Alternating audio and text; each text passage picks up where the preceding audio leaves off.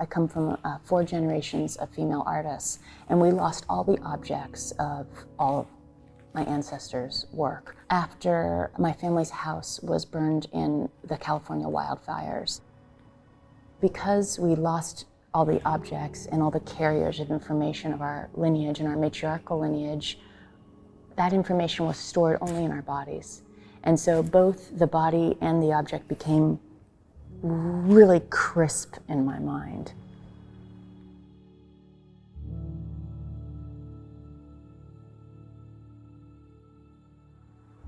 Orgy for 10 People in One Body is a group of 10 figurative sculptures that I began in 2019 and I'm showing together for the first time here in New York. Each of the sculptures is a merge between my body and a distinct sculptural material.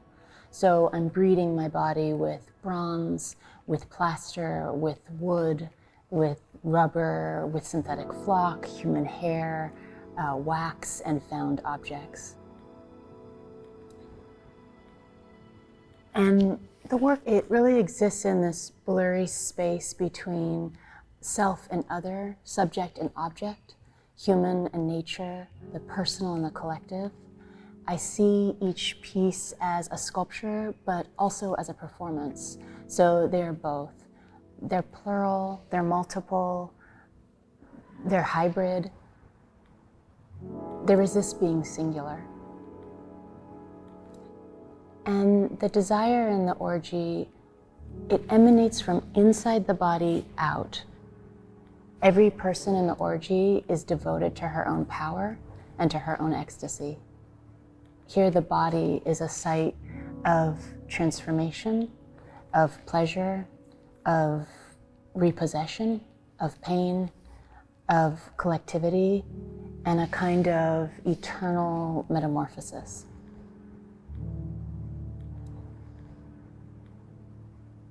The first sculpture in the orgy is a recreation of the Leda and the Swan myth. I'm looking at the language and poetics of sexuality and eroticism and how these specific erotic moments get told again and again in time. It's a reclining nude, but a reclining nude that is in her own power, flipping this myth.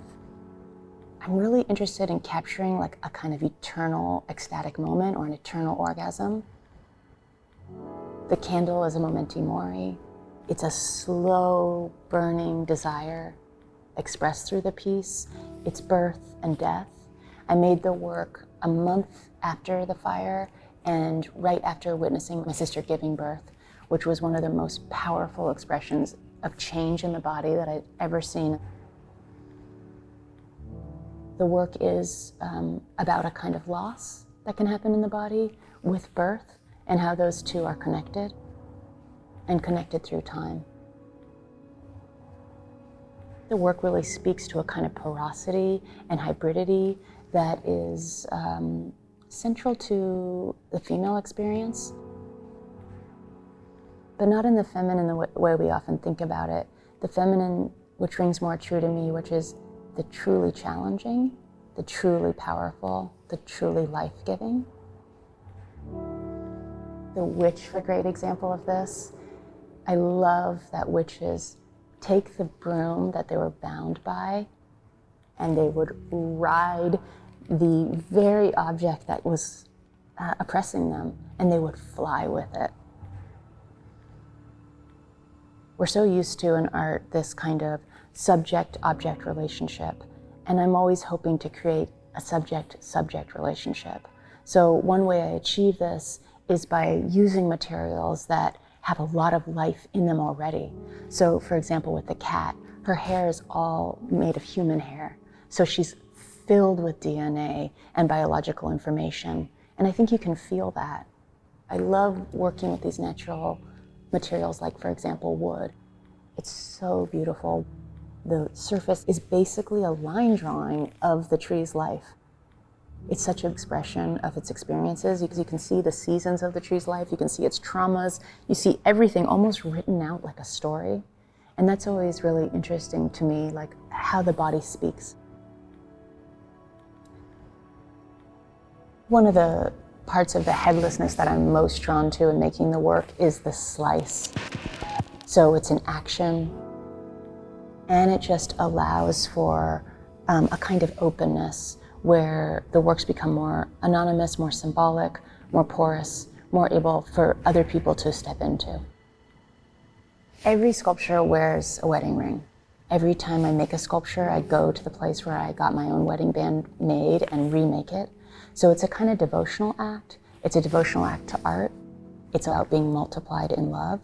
But then we can't forget that it's also historically quite obvious bondage. Even though she is in touch with her own power and her own ecstasy, we don't forget their context, that she's also bound by a kind of ownership model that we have existed in for many years and are only slowly breaking out of. And it also brings a subjectivity to the work, because when you see the ring, you can imagine a life outside of this moment.